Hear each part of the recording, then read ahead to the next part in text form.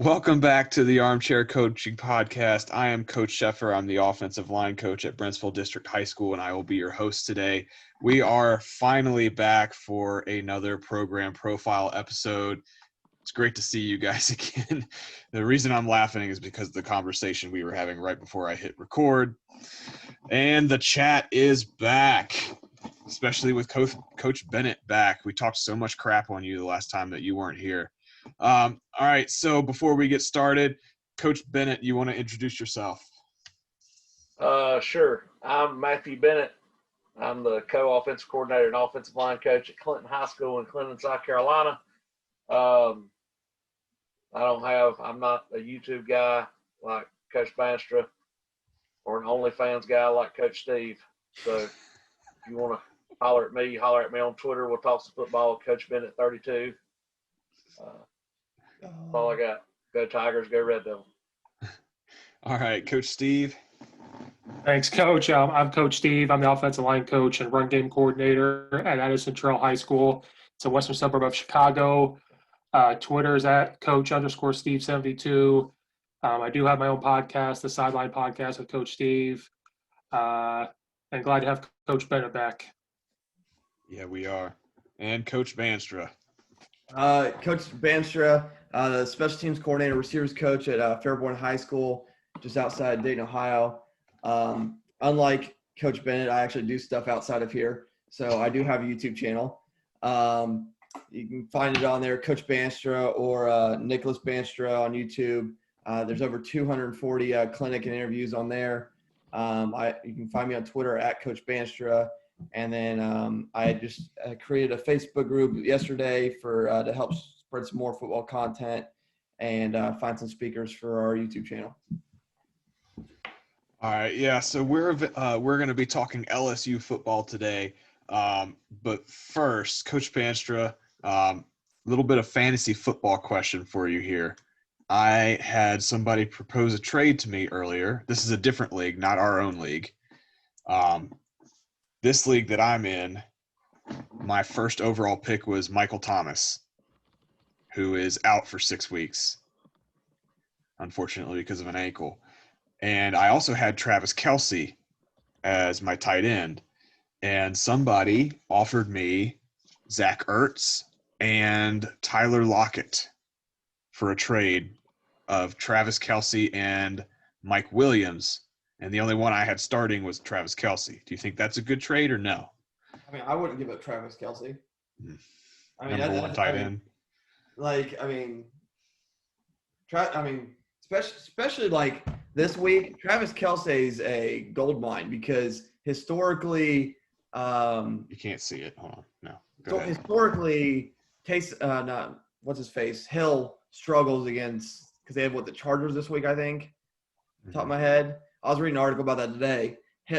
I was recommending I bench Hill this week because he historically struggles, and usually the tight end or the number 2 receiver gets more reps, more catches. So, I mean, I wouldn't give up Kelce. Ertz is good too. I'm not saying he isn't, but I think this guy he's the one in our league. It's the league for our school, and he is the guy who constantly overreacts. And Zach Ertz didn't have the best of games last week. He had a touchdown, but he's trying to trade away like everybody on his team because he lost his week.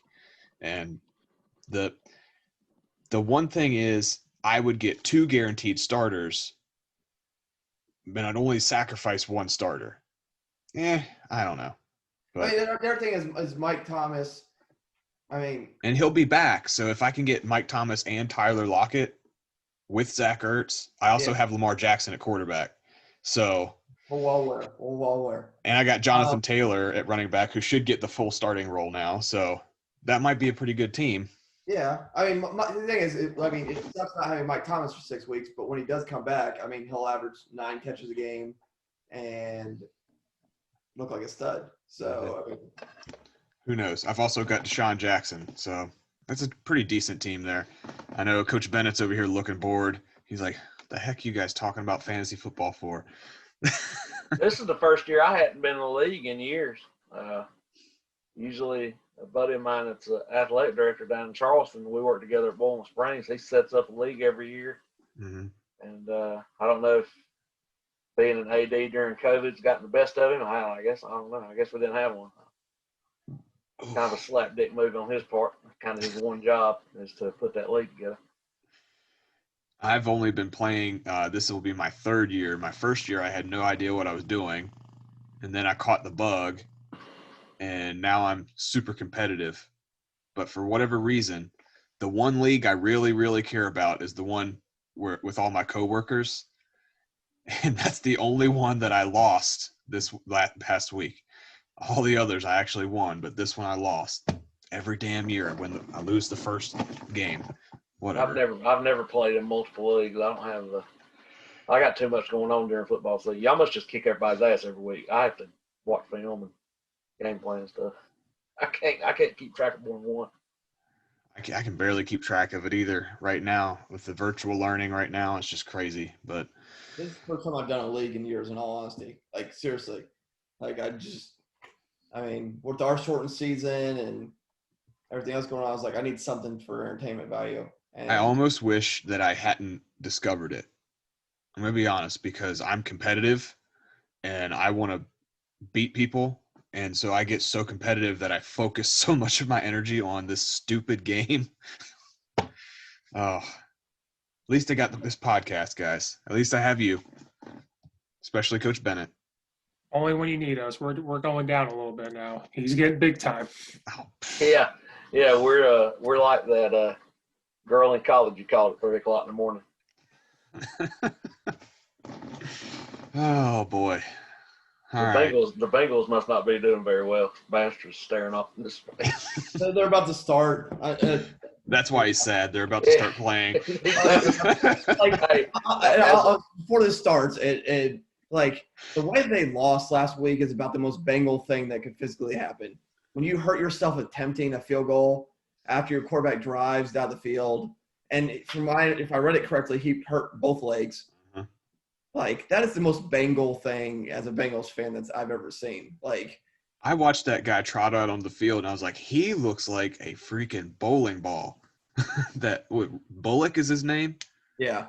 Man, he's kickers, not elite athletes. I don't know. Well, at least your football happiness on Sundays doesn't depend on, like, the only way as a Minnesota Vikings fan, the only way things are ever going to get better is if Aaron Rodgers gets hit by a car. I mean, that's the only way that things are going to get better. We got to play them twice a year. We're going to lose to them twice. And at least you're a good football coach. I mean, at least that's what? I like Mike Zimmer. I love Mike Zimmer. I wish the Bengals were hired by Zimmer. Send him to Cincinnati. He can win 9 games a year there. I tell you what, man. I was watching that game. I don't hate Zimmer. It's not Zimmer. I shouldn't say that about Zimmer. It's not him. It's just Aaron Rodgers' existence. That's what it boils down to. That one pass where he was running to the side and he just sidearms it. Everybody saw it. Yards down the field and goes zoom. That was amazing. Everybody saw it. Everybody's seen it in 15 years. Yep. And they're probably going to lose in the playoffs again. That's just how it happens. That's what happens when you trade up to draft a second-string quarterback who's not going to play. Well, that's the other great thing about being a Vikings fan is, yeah, you lose to the Packers twice a year, so you know you're not going to win the division. But because the Lions and the Bears are just so damn inept, you find a way to creep in. Mm-hmm. You creep in the playoffs, then you get your hopes skyrocketed when you beat the Saints. And then the next week, you know it's coming. How speaking of which, I didn't watch the whole game, and I actually sent Coach Steve a message just to mess with the dirt of the game. How did the Lions blow that lead? Somebody explain this to me. Because they are who we thought they were. SOL. Same old Lions. Because when I messaged them, they were up like 24-7, 21-7, something like that. And I was like, duh, Lions. And I was calling for Nick Foles at that point. I was like, just put the motherfucker in. All those memes about Nick Foles on the sideline when Trubisky's in the red zone are hilarious. Have you seen those? No, I've not. They're freaking hilarious. It's Stephen A. Smith just sitting there. He goes, Nick Foles watching Mitch Trubisky in the end zone. I didn't even have to watch the game. All I had to do, if you follow Coach Steve on Twitter, you don't have to watch a single Bears game. He's got you. He takes you through all the ups and downs. I was calling for Paul Johnson to be head coach of the Bears third quarter. Trying to get that going. The Lions wide receiver dropped the pass in the end zone. We should have lost that game. All right. Let's get started with a little bit of LSU. So I was not as prepared for this particular podcast as I usually am. Usually I have a whole script and all that stuff ready to go, but I am currently looking at Wikipedia. So LSU Tigers current head coach is Ed Orgeron in his 4th season. In his first 3 seasons, he's 40-9 with a winning percentage of .816. If you compare that to the all-time record of 812 wins, 415 losses, and 47 ties, that is a .656 record overall. Coach Orgeron has so far had a vastly superior winning percentage than the average all-time score. Playoff appearances 1, which was last year. Playoff record 2-0. Claimed national titles 4, with the most recent one being last season. And some extra stats for you guys. We'll stick to last year because their offensive stats from the years before are not so great. 2019 total points per game, 48.4. Passing, they had 401.6 yards passing per game. And then rushing yards, they had 166.8 rushing yards per game. So they had a pretty darn good offensive season last year. Whether or not that's Joe Brady or it was Joe Burrow or if something else, we'll talk about that later on in this podcast. But the first question, since Coach Bennett was not here last time, I'm going to give him first shot at this. What are your personal thoughts and feelings concerning head coach Ed Orgeron? I like him. I like him a lot. I think he's one of the best interviews in college football. I think he's one of the best at getting everything out of his guys. He is a motivator. Hell of a defensive line coach. And he's kind of given Coach Steve's got that one time up Illinois beating Ohio State. He's kind of opened the door for guys like Sam Pittman at Arkansas, which, I mean, Dabo's the same way. You know, never been a coordinator, just a damn good position coach that his position group always seemed to overachieve, except for when he's at Miami. They achieved exactly what they should have with Warren Sapp and guys like that. And probably the most important thing that I think he's done is he's embarrassed the University of Southern California because they had him. They had him there. The kids wanted him there. They let him walk. They let him walk out those doors. And that's a big win for everybody. Southern Cal is a team that used to play college football. For those of y'all that are unfamiliar. Any other comments on that, coaches? Nope. He's fantastic. That's all I got. I love Coach O. What LSU speaker I've ever heard.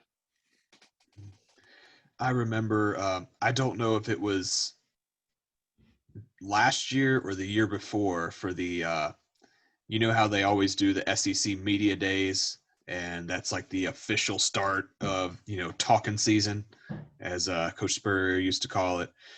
And I remember he was standing up there and he was just reading off. I don't even think he had notes. He was just listing off all the different players on his team, talking about all their different skill sets and how this kid's great because they did that. And I'm like, man, I wish I could play for that guy. He just seems like a guy you want to play for. And even if you can't necessarily understand every word he says, but it's kind of interesting going back and trying to rewatch his interviews every once in a while, try to, figure out exactly what he says, but oh well. And Coach Bennett, you kind of mentioned it.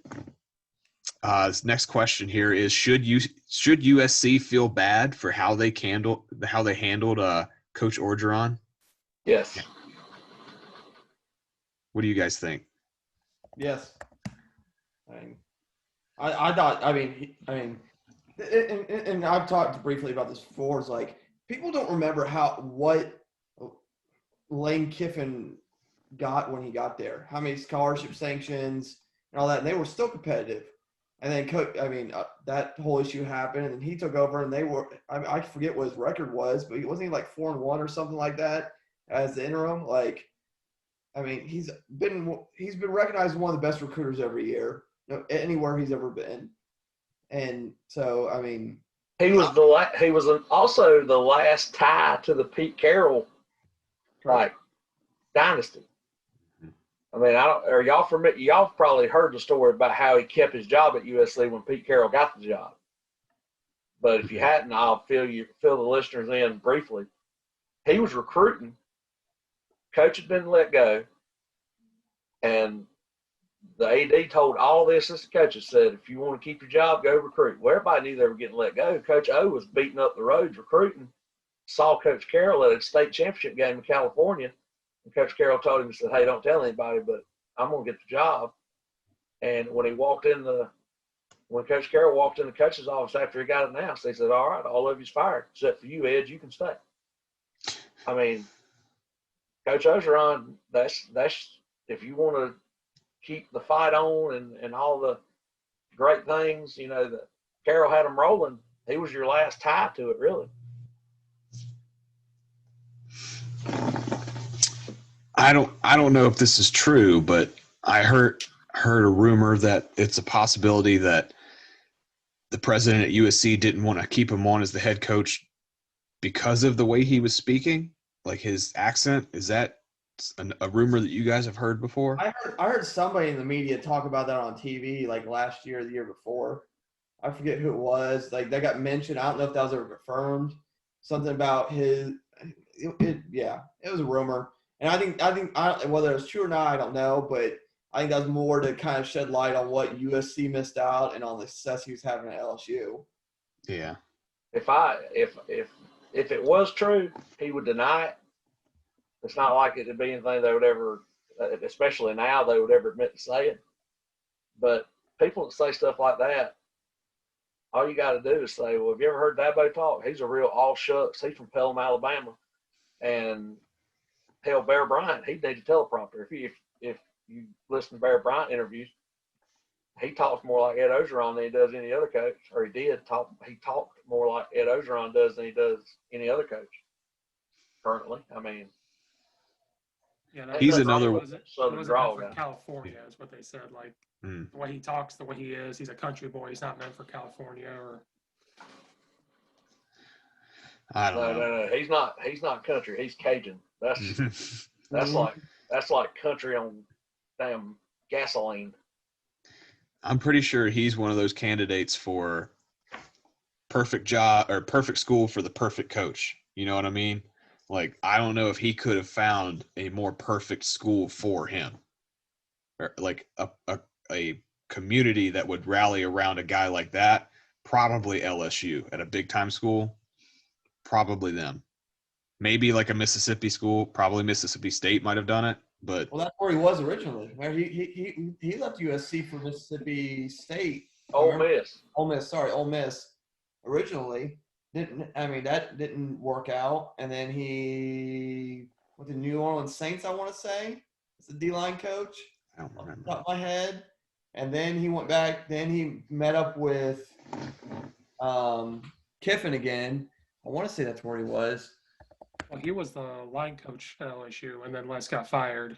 Yeah, when Les took over. Between all that. So after Ole Miss, he had about 48 jobs. He was the D-line coach the following year after Ole Miss for 1 year. Then he joined back with Lane Kiffin at Tennessee and USC.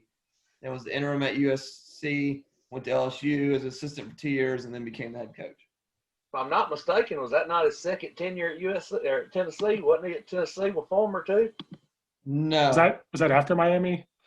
Yeah, he went Northwestern State, McNeese State, Arkansas, Miami, Florida, Nicholls State, Syracuse, USC, Ole Miss as the head coach, then New Orleans Saints, Tennessee, USC, LSU, LSU. Okay, so I know I saw some like him on the drill tape recently at Tennessee, and it looked like it was older, like maybe it was former, but I guess it was during Lane Kiffin era. How about that 1 year at Syracuse, man? How about that suck for Ed Orgeron? He's only Every been year in, at Syracuse sucks. he's only been in like warm weather. Hey, they had a dome though, so that might have helped. He was there 3 years. You still got to get out of your car and walk to it. He was in Syracuse for 3 years. 3 95 years? to 97. Just during football season, he lived down south. He probably recruited no higher than Northern Virginia. Can't go past that Maryland line. All right, so we kind of mentioned somebody mentioned a little bit about Les Miles there, and the third question I had here, I know LSU won at least one national championship with Les Miles, didn't they? Yes, That's he true. won it Okay. with Saban's players. So let's say seven? let's say hypothetically, I think it was 2007. Hypothetically, let's say Les Miles was still the head coach at LSU and they were still running the pro style offense. Would they have been able to win a national title in 2019? No. No. I mean, is Joe Burrow still the quarterback? Well, I mean, he was the quarterback the year before in a different offense, and they still lost like 3 games. I think they won 10-3. I think it depends on not with Les Miles there. I don't think, but I'm not gonna say they couldn't. I mean, but probably not. Yeah. Which brings up the next question. Was it Les Miles' offense that was holding back LSU for so many years? Because it seemed like they kept getting like similar talent to Alabama and those guys, but for whatever reason, they couldn't get over that hump. Was that offense a problem? I think it was more his loyalty to his friends that he had hired than anything. Like, I mean, that was always the common. I mean, I obviously was not there and don't know the intricacies, but from what I read in the media, one of the common problems is he wouldn't change certain staff members. A lot of them were people he had known for, I mean, they were good friends of his, 10, 15 years. I mean, that first offensive coordinator he had for like 10 years before he either fired or found a different job. I mean, I will say this one thing that's good about him. I mean, he believes in loyalty to an extent, and he wanted to keep who he believed was good people. And then I think the other problem was, I mean, his staff did a good job, but you also got to remember Nick Saban came in the conference and put recruiting in that conference on steroids.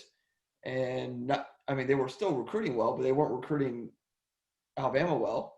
Mm-hmm. Like that's a different level of recruiting. I mean, we talked about that before when we talked Clemson. Like that's how Clemson got over the hump. That was when he says we're going to stop trying to out-recruit our conference. We're going to try to out-recruit Alabama. That's a big factor as well. And it just seemed like they never adapted. Like I found Nick Saban. He said we're going to run this, and this. Well, then they started to adapt. Like we have to change. Like it's not working, or because that was because of Lane Kiffin showing up. So with Les Miles, it was just the same thing over and over again. With that type of offense, you have to go to your players. So if he never adapted, he's like, we're going to do this no matter what. If you got a guy that can sling it. You have to run the ball to do this. Run the ball. Like he never adapted. It was just we're going to stick to this. And I think he was stubborn about it. Like that's what we're going to do. I would like to point out that Alabama's not won a national championship with an elite level quarterback. Yeah, and side note, Cincinnati's up 3-0 already, and Joey Burrow, who is our LSU grad we're talking about, is 5 for 7 for 31 yards. It's going to be interesting to see how it falls apart.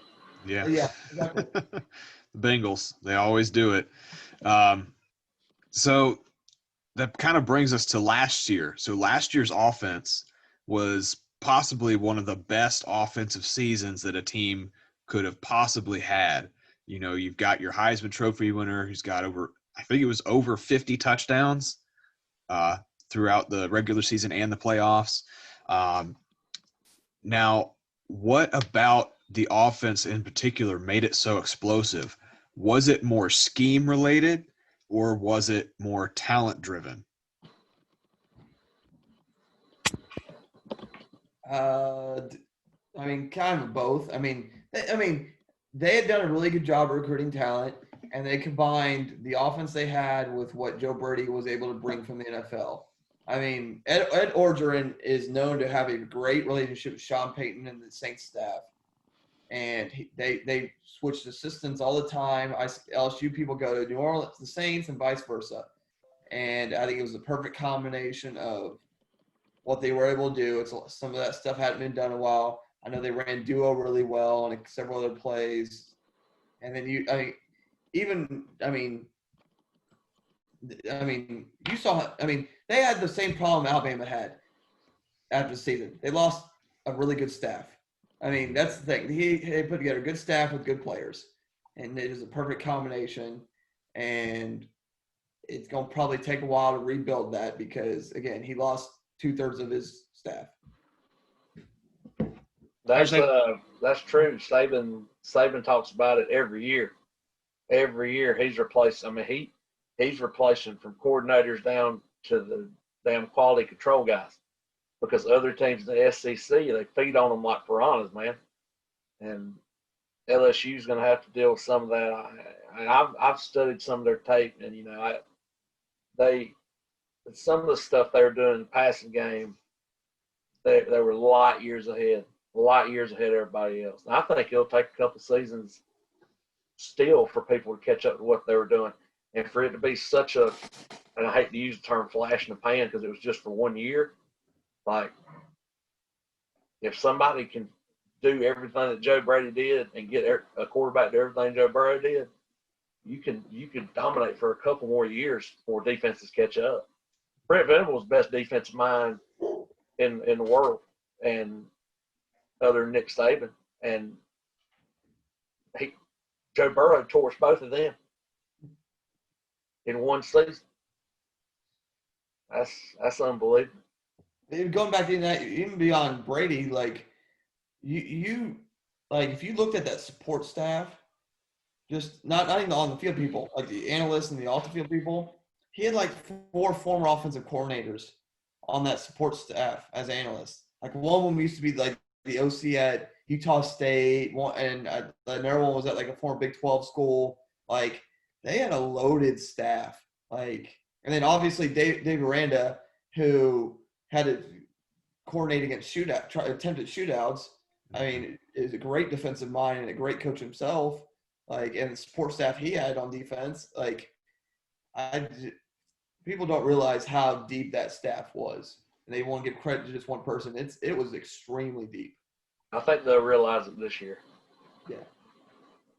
Coach Steve, you got any comments? I was saying Ed's such a good coach because I think he kind of realized that he has to be more hands off and hand this over, and and he says all the time, let his coaches be who they are. And so he did that. He really focused on that, and he learned that, I think, from the stuff he went through at Ole Miss and at USC. Like, this is what I've learned. I've learned the bad things, so I'm going to do this. So he was able to take a step back and just let them be themselves, and it just opened everything up. And it's a place, and the coaches were motivated. So good for him to get that going.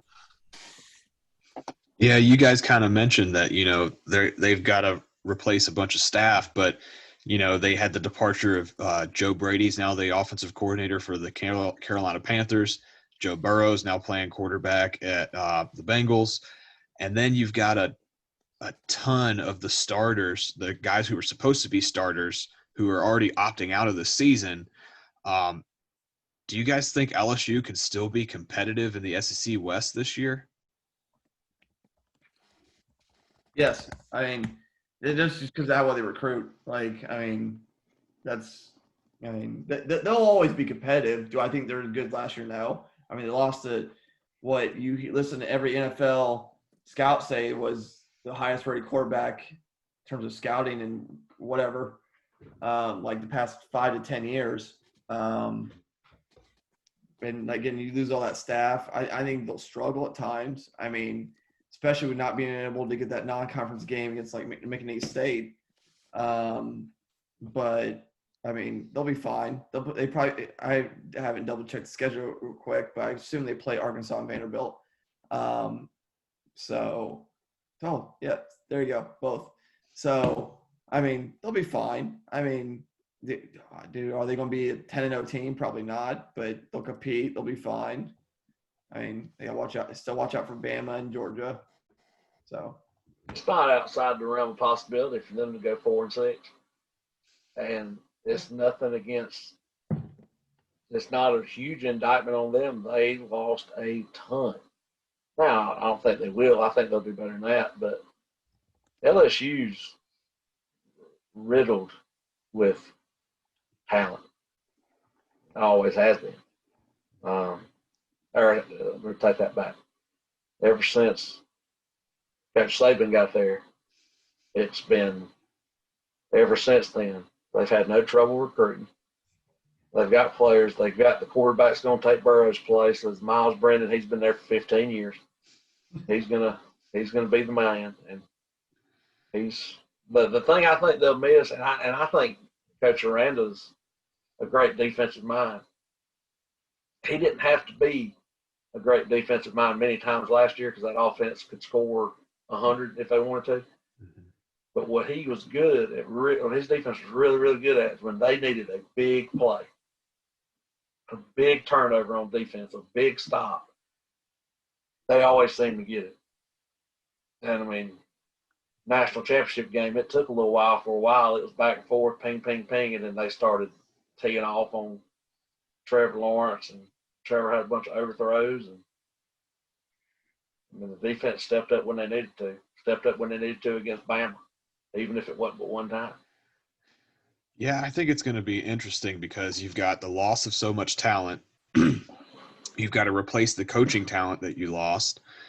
And then you also got to think about the rest of your conference. Just in the SEC West, you've got a pissed-off Alabama who had to go to a regular bowl game last year, and they were pissed off, so they're going to be pissed off this year. You've got the Pirate at Mississippi State now. Who knows how good or bad they're going to be this year. You got Lane Kiffin at Ole Miss, new coach at Arkansas. You know, you still got Jimbo Fisher at Texas A&M, and Auburn's still going to be Auburn. So, and Auburn's defense probably held them to the least yardage last year. That was a pretty good defensive game plan by Auburn. So who knows? Maybe they'll go like 3-3 in just the SEC West. I almost said ACC. Good Lord, that's sacrilegious there. But I don't know. I see them going maybe 3-3 just because they have lost so much talent. I don't know. I can't make predictions because every time I bet, I lose. So, Right. Like that Army BYU or Navy BYU game. I never did. I make a bet for that? I don't remember if I did. I don't know if you did, but my people I bet with certainly know that I did. You want to know which episode has the least amount of listens? It was the Navy one. I'm glad. 'Cause I made some heinous comments in that one that's really going to cut. Now, nobody told me when we were shooting that podcast that, oh, by the way, Navy's had zero contact. When I heard that, I didn't know that either, to be honest. You didn't read the memo? No. The goddamn BYU rolled out and they got 40-year-old players, grown men. Gigantic offensive line. That was a huge. Their defensive line, John Orr. Navy couldn't get the backside cut off. The first time they tried to run inside veer and the backside defensive tackle jumped over and about tackled the quarterback, I said, oh, God. Not good. Not like last time, Alabama to BYU. That's LSU to BYU. Somehow we keep talking about Bama dodged a bullet. They didn't want the storming Mormons on. Oh, and then Army's over here trying to get a game this week. They were like, we'll play anybody. Yeah, Saban didn't pick the phone up for that one. Well, did you see Navy staff just went off about how Air Force only gets to play 2 games and how that became like national news at one point. Like, Yeah, they said something about like the Pentagon. They made some guy at the Pentagon made some kind of comment, and Coach Niemot was like not happy about it. So, oh, all right, let's stop talking about BYU. We're supposed to be talking about LSU. Next question: when you think LSU football, are there any specific players that you think of? Any year, could be last year, could be any year before, and are any special moments that come to mind? Marcus Russell. Oh God. We're gonna go way back. He could throw it 70 yards on the knee. Or when he went to the Raiders, they didn't think he studied tape, gave him a blank tape. He came back and said, "Oh yeah, they do this, this, and this. We gave you a blank tape, son. You didn't watch it. You were at McDonald's." The Honey Badger. I mean, that's one of the things I always loved about him. As somebody who used to coach DBs at one point, like there was a period where they just had DB after DB, and then they also sent NFL receiver after NFL receiver that they didn't use. Patrick Peterson. Yeah. So those are the kind of two things I think of. Is just it's DB University for a good 5 to 10 year period, and then here's all these receivers that we didn't use that the NFL can now have. Well, golly. The one that pops up in my mind, taking on back to the 07 season, they've not just had DBs. They've not just had big quarterbacks that could sling the piss out of it. Defensive lineman Glenn Dorsey was he was mayhem in college. Large human being right there. Say what? That was a large human being right there. Yes, and damn near unblockable. He was a problem. That's the one that pops in my head, Glenn Dorsey. Yeah, the only moments that really stick into my head is I still always go back to that, the first Alabama LSU, the 9-6 final score game, bunch of field goals. They couldn't do anything. That's one of my memories, but that's, other than Alabama beating the crap out of them in the national championship that year. You asked for players, not moments. I did. I asked for moments too. Oh, well, if we're going moments, let's talk about Chick-fil-A Peach Bowl, 4th and 16, start of the dynasty, baby. Taj Boyd to DeAndre Hopkins, first down. That's what I'm talking about. Wasn't there like an A&M game that was like some weird 7 overtimes? Yeah, the 7 overtime game. That's the other thing I think of. Is like I was kind of rooting for A&M in that game, to be totally honest. I don't know why, but you're pretty shitty Texas fan. I know, right? I was getting ready to say just in Texas A&M. That's blasphemy in the state of Texas. I just wanted the game to keep going. I wanted to go for like 9 overtimes or something. Because I only started watching it in like the last 20 seconds of the fourth quarter, because somebody on ESPN's like, "Oh, you guys got to go change the channel and look at this game." And I don't remember what I was watching it before 74-72 was the final. We watched that. That is ridiculous. Our coaches clinic last summer, they had a replay of that game on, and me and my head coach and another couple coaches were all sitting in our hotel room, and we caught it like the beginning of overtime 1, and we sat there for like an hour and a half watching overtime. Pretty cool stuff. I think it was like 6th overtime. I was getting kind of tired, and I was like, "Oh, somebody just score, or somebody just screw up." But it was fun. Coach Steve, you have any other moments you could think of? I just go back to all the Alabama games. The 9-7 one sticks out. Their championship sticks out. Alabama stomping them sticks out. Then that 7 overtime as a reset. I don't want to break the national championship game with Coach Bennett here, but that was a good game. I thought Clemson was going to do it. I thought they were going to turn it on there. It was a good game, regardless, but those are the moments that stick out. Yeah, Clemson was looking good there at first. I remember I tweeted out when Clemson went up like 14-7 or something like that. I tweeted out Drago bleeds, because everybody made them seem like they were unbeatable.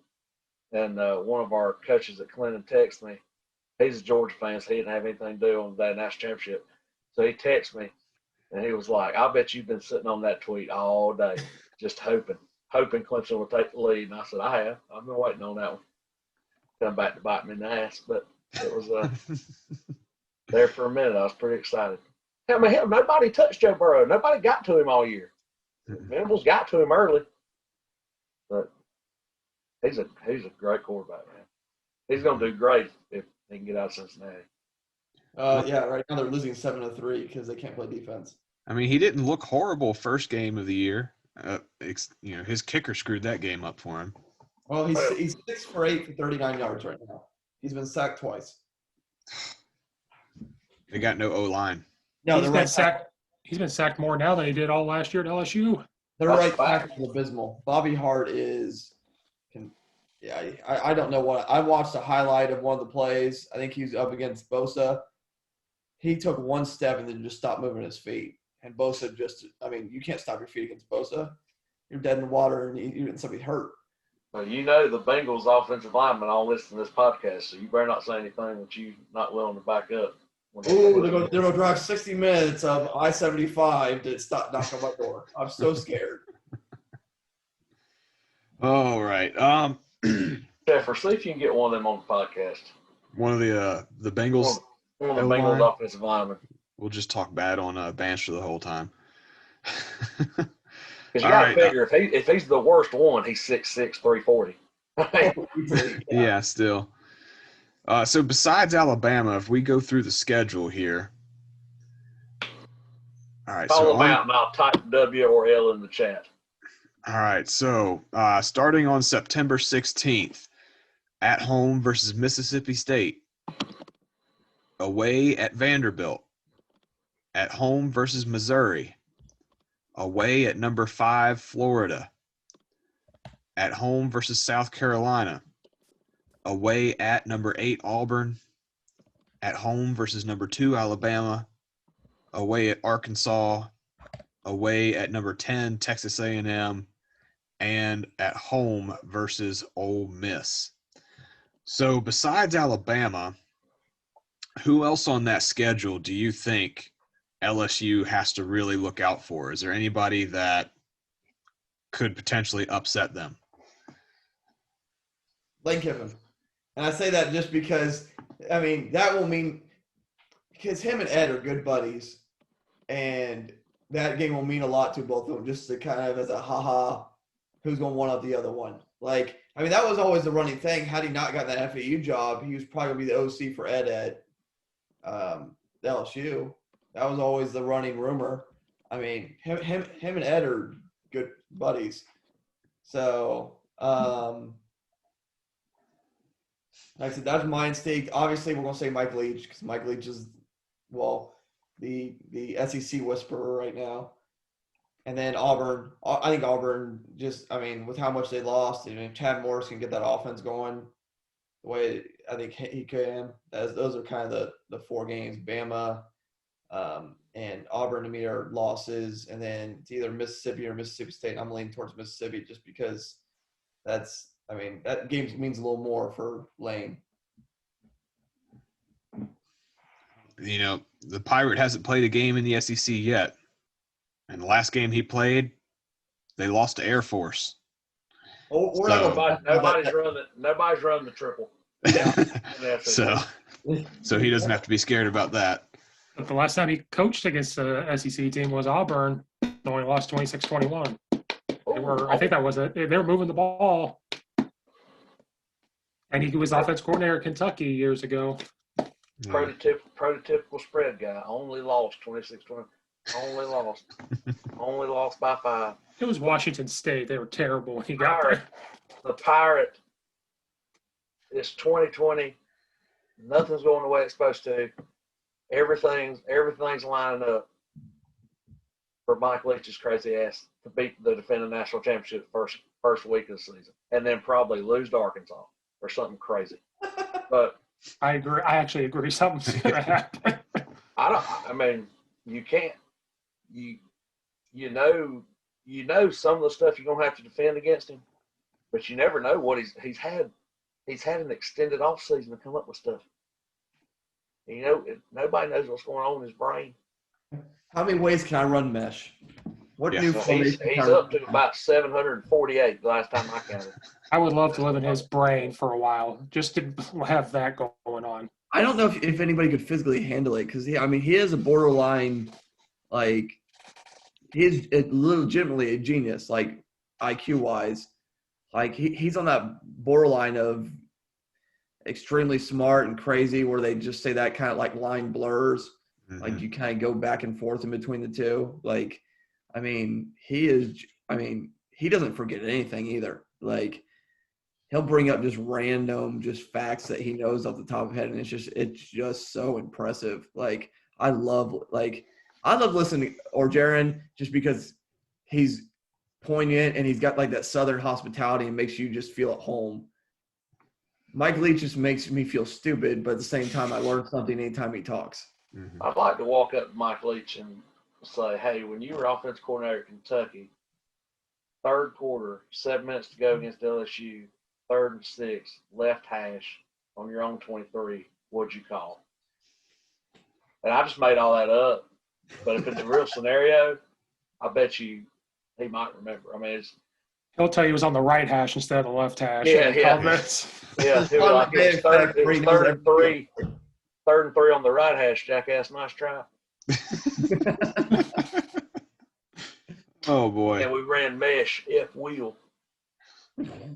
How about LSU and Coach Orgeron coming out on ESPN saying that basically most of his whole team has contracted the virus at some point?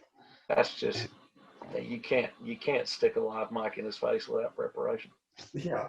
I mean, he always says something that gets him in trouble every year. Like, that's who he is. Like, he's Mr. Hot Take. Like, again, that's why I just said he's got the Southern hospitality where he'll say something that he probably shouldn't, but just because of how he said it, you're like, oh, okay.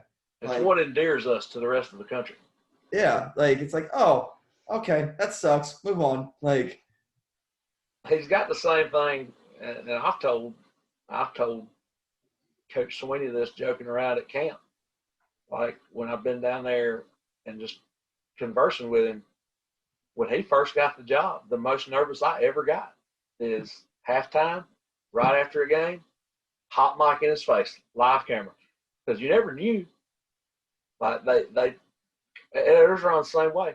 I mean, there's still that rant on YouTube where Dabo went off about Carolinas in Chapel Hill, and all that. Like, that stuff never goes away. Ed Orgeron's going to end up having volumes of that, because you take everything that Coach Sweeney is and you put hot sauce on it. That's Cajun. That's what Ed Orgeron is. Y'all ever been to Louisiana? Have any of y'all ever been to Louisiana? No. I got a buddy who's stationed there for the military, and he talks about just driving tanks around and setting up stuff to blow up. We should do a live podcast. We should all meet in New Orleans. I'm here to tell you, it's not the same as anywhere you've ever been. Seafood's phenomenal. I bet. Like, while we're at it, can we just drive to San Antonio so we can enjoy some good Mexican food and nice weather on the Riverwalk? I'm not going anywhere in Texas with you. If they really liked you, you'd still be there. I love it. I have family still there. Oh, it's great. I was going to go down there until COVID hit for about a week and a half and pick Kaduti's brain and a bunch of other people. I sent my wife that ESPN article where he had said that, and she said, I guarantee you he made them go out there and catch it so they wouldn't get it again during the season. I was like, I don't know. Coach Sweeney said herd immunity. That's what they were working on. Didn't he get in trouble for saying that a couple weeks ago? Or yes, a couple months ago. He gets in trouble every couple months. Every couple months. He'll care. Winning heals a lot of that. So yeah, once they start winning, they don't care. That culture and winning, they don't care. Like, oh, he said that? That's all right. Like Nick Saban's rants when he has his Coke bottle sitting up there on his – he'll say whatever. He won't say it at halftime, but he'll say it then. Nick Saban is the king of I'll say what I want. Because at the end of the day, when there's not COVID and the stadium's packed, and you're screaming at the guy beside you, hey, what did he say last week? I don't know. Everybody's going crazy. Just be like Dabo and when they make it to the playoffs, buy everybody pizza. Playoff pizza party, man. It's becoming a yearly deal. Tradition. They're probably going to do it again this year. I don't see anybody on the ACC schedule that's except we kind of talked about it when we talked Clemson. Maybe Notre Dame, but they didn't look all that impressive against Duke. They got some big boys, but they just didn't do anything. I was like, oh, they look pretty big, and then they didn't do anything. Duke has some big boys. Clemson has a better chance of losing to a team like Duke than they do against a team like Notre Dame. Go back, look at since they've gotten good, they don't lose big games in the regular season. They lose when they lose to Pitt or Syracuse. Like teams like that, a team that's really good but hadn't quite put it all together. Where everybody puts it together when they're playing the champs, at least the conference champs. So, if they lose, it won't be that one. I think they'll hammer Notre Dame. They might lose next week. I doubt it, but if they're going to, it could be. They play next week. Citadel? No, I'm saying the next week. No, this week they play the Citadel. If I had to pick one for them to lose, like gun to my head, they got to lose one. I know it'd be the Citadel because I love those guys. Great football coach down there. They gave Jeff Scott all he wanted last weekend. Mm-hmm. I still a little salty for Georgia Tech. So every once in a while, I'll post the Flexbone 101 video of the Citadel versus Georgia Tech. All the offensive plays, I'll post that on Twitter every once in a while. I did that a couple weeks ago, and I had a couple people get pissed off at me. A couple Georgia Tech fans. I got into an argument on Twitter last week with the guy on Twitter. He said, "Oh, I don't hear anybody making fun of Georgia Tech now," and I just kind of was like, I'm kind of over it. I said what I said last year, but they still suck. I mean, that's basically what I said. But Florida State, they're terrible. They're god awful. Yeah, they're not good this year at all. I think he's going to turn that thing around. I think it's going to be this year. I like the coach they have at Florida State. I like him, even though he is a spread guy. Haha. But yeah, he's a pretty cool dude. He's got that culture thing going. He'll get the culture going eventually, and he'll get recruiting going eventually. But he's a spread guy by virtue of lining up in the shotgun. When they were at Memphis, they ran the piss out of the ball. Mm-hmm. That's what happens when you got a guy like Antonio Gibson. Have you seen the highlights from that guy from last year? Highlights? I watched the Penn State game. That's all you needed to see. They gashed Penn State. And Penn State, they're one of those Big Ten powerhouses. It was impressive to watch. Hey, the Big Ten's back too, so. Yeah. Who cares? And the MAC is meeting this week about back as well. Nice. I'm more excited about the MAC than the Big Ten. To be honest. Damn right. I need something to do on Tuesdays. Bring back Maction. Tuesday Maction. It's going to be like Maction in December now. I was thinking about this today before I saw that they were talking about coming back, and I said, that's going to be interesting. In the spring, you might have like the Pac-12, you might have like the MAC, the Mountain West Conference playing all at once. I was like, could you imagine Tuesday night Maction in February or March? No, it'd be cold. Where it's going to be snowing. Well, I saw somebody say, go ahead and play. Like, the MAC could go ahead and play and not let anybody in the stands. Hell, they play on Tuesday night. Everybody's got class next morning. It's not like there's a ton of people packing in there anyway. No one goes to the Akron game anyways. It's not anything new. Like they should have Akron game on TV last year. There was like 5 people in the stands. That's Maction exists for one reason, guys. So Las Vegas has something to make money on Tuesdays. That's why. Occasionally you'll get a good game. You'll get like Toledo, Ohio, or Miami against Toledo. Like or the year Eastern Michigan or Western Michigan's like really good, they'll Mhm. be on. But most of the time you get like Akron versus Kent State, and it's just like, and there's nobody there. Like literally, when I turned on that Akron game last year, there was 5 people in the stands. That's not an exaggeration. There were 5 people there. I'll be Socially honest distanced. though. I still get excited from action, even when it's 2 really bad teams. Absolutely. It's football and it's on the TV. Exactly. Hey, we didn't talk about this today, and I'm surprised you didn't have this for news. Deon Sanders getting the head coaching job at Jacksonville State. Well, why not? Oh, He's did been he? high school offensive coordinator Yeah. for 3 years. Breaking. I forgot we forgot to bring that up. Jacksonville State is finalizing a deal with Deon Sanders to be their head coach. Sources say, assuming nothing breaks down, which is He's going to be a college head coach and a co-host for Barstool Sports Pro Football Show. I don't know how it's going to work, but as of right now, that's what he's doing. I look forward to the recruiting that he does. Mhm. Well, I mean, he should have a pretty good end with college age kids working for Barstool, I'd like to think. I watched that. There's the game where the current high school he's coaching at, that's Trinity Christian, right? Yeah. His son is the quarterback there. I was watching. His son could throw some dimes. He can zip it. He can run around too. So, unfortunately, he's going to go play at FAU for I Willie. can't remember his name. Willie Who's the Taggart. coach? Willie Taggart. Yeah. Man, Not anymore. unfortunately, I don't mean to talk crap on people, but Willie Taggart is one of those guys that had a flashy offense and was popular because he had a flashy offense, and that's why they hired him as a head coach. And guess what? He went to Florida State, and they sucked. Well, because he was in Oregon and he had Oregon's players, so it made it look better. So like, oh, let's get him. When you don't have those players to do it, it ain't gonna He work. was only at Oregon for a year, and they weren't South that Florida good. where what was it? Yes.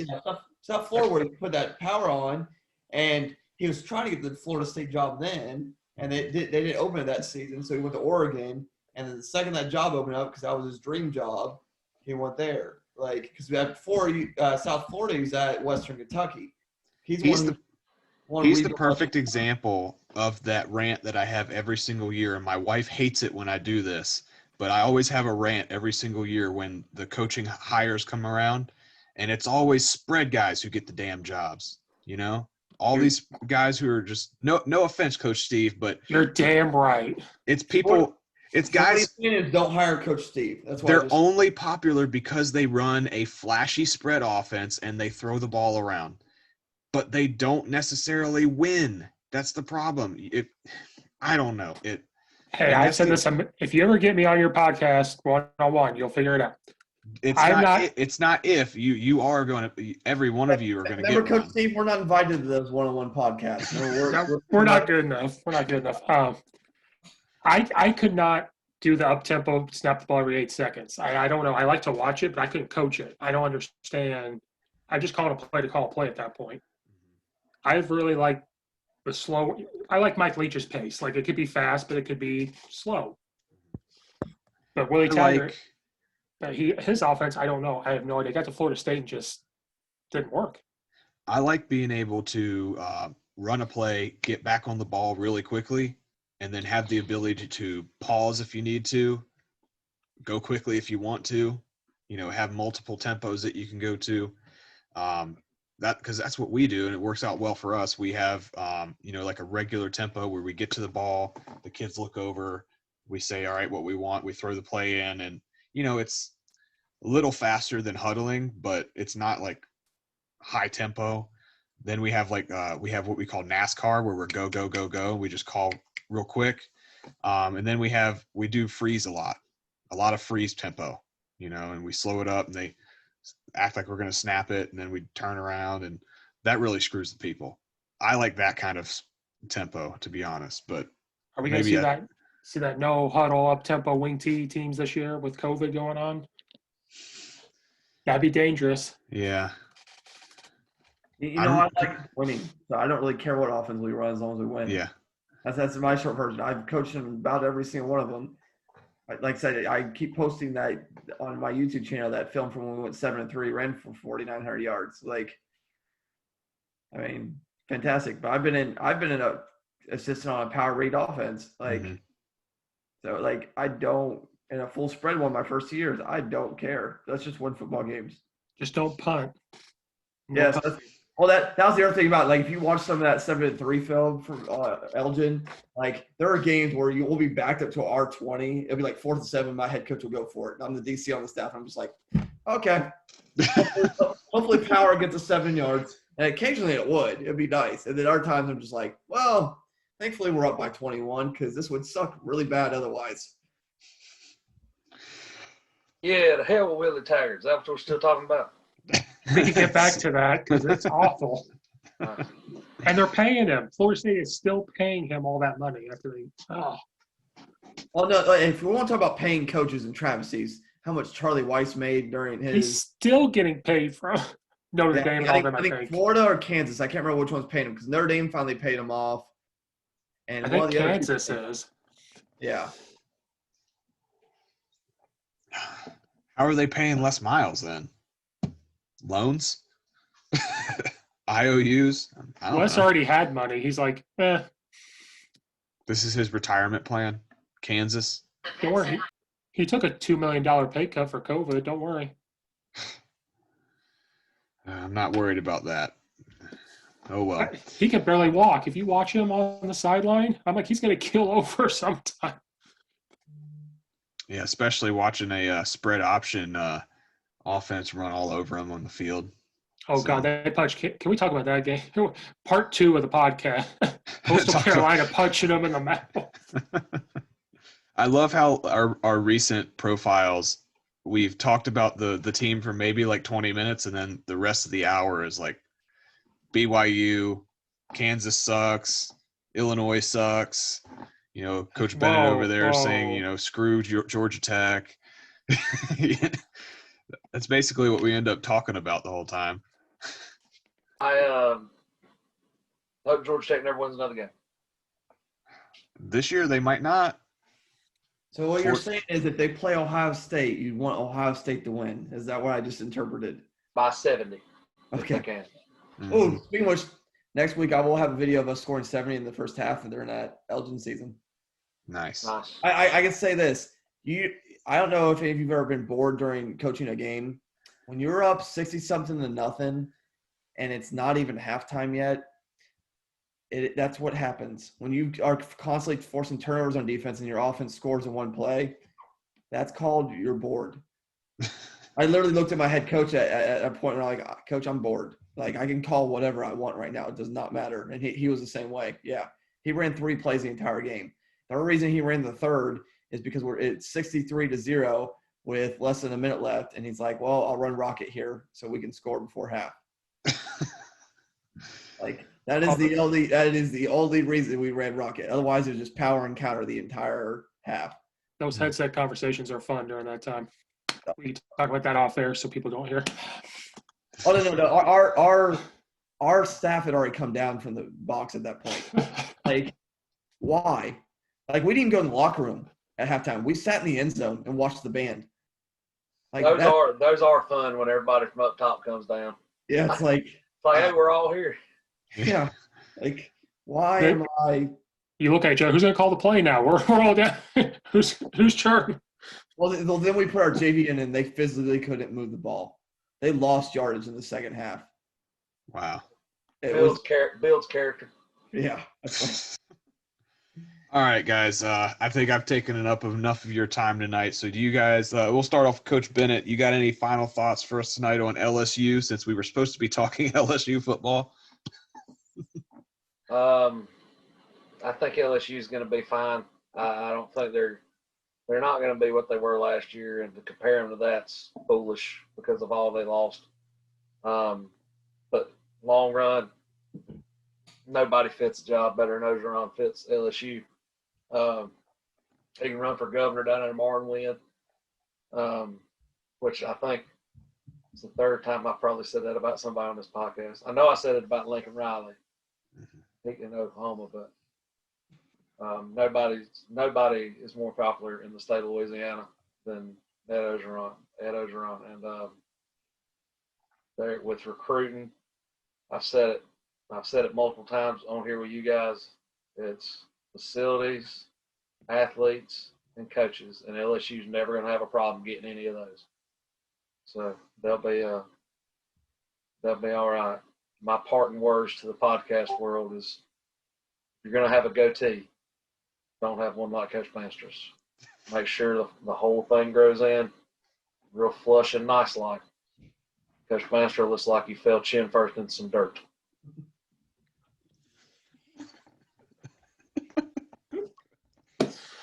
Right next, please tell me I'm next.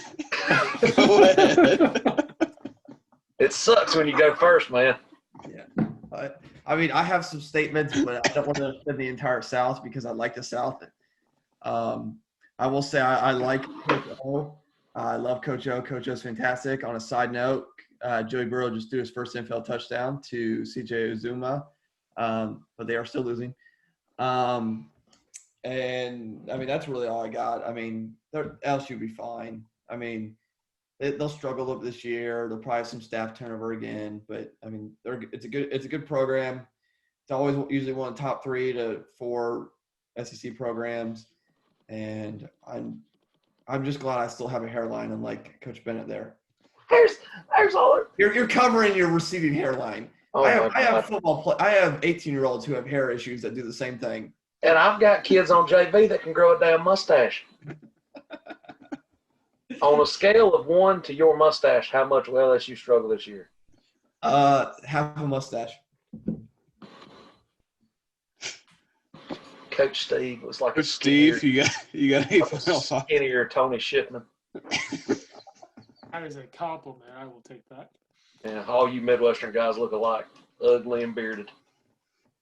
Hey, I have a beard. It's fine. So, That's true. all right, let me get this out before we start talking again. LSU will be fine. You never hear anything bad about Ed. He's a player's coach. People want to play for him. If they slip up this year, struggling for them is going to be losing 2 games, I think. So they're going to be fine. He's going to get recruits. They're not going to light the world on fire next year. It's just not going to happen unless Burrow somehow comes back, which he's not. So, and go bearded men. I mean, for the most part, we've all got some facial hair. Coach Shipman, if you're listening, my beard is nothing compared to yours. And that is a factual statement. That man has pretty nice. Beard game. You guys should have seen mine a couple. Sweet beard. Mine, not last month, but the month before, I actually had it all the way down to here before I went ahead and trimmed it off. But I think all of us have seen your beard videos, Sheffer. I think we've all seen the glorious beard oil videos. Weirdly enough, the most popular video on my YouTube channel is still one of those beard review channels. That's the one that has like 1,100 views. I was scrolling through I'm like, attaching the links to my Google Doc. I was just looking at how many views stuff had, and I'm like, why does this beard video have 1,100 while the next one like 12? Like, what is this anomaly? I wonder how many of those views were Sheffer sitting there going, hell yeah. Trying to promote myself. Had the extra time. Mountain Dew and Bang Energy, if you're listening, get that sponsored. Diet Dew. Mountain Dew. Hey, man, I'm telling you, when COVID's over, when they cancel COVID season, when that gets canceled, what we ought to do, we got to go down to South Carolina together. We will sit around a campfire with little cans of ice and Diet Mountain Dew and Bang energy drinks, and we will have a live podcast. I've got a fire pit in the backyard. Just got it recently. And then we need to go to a Clemson clinic. Yep. That is a fun time. I'll gladly do that. All right. I'll wear my I'll wear my Illinois stuff. Don't worry. Nobody will even know what that is. All right, this has been the Armchair Coaching Podcast, and this is Coach Sheffer signing off.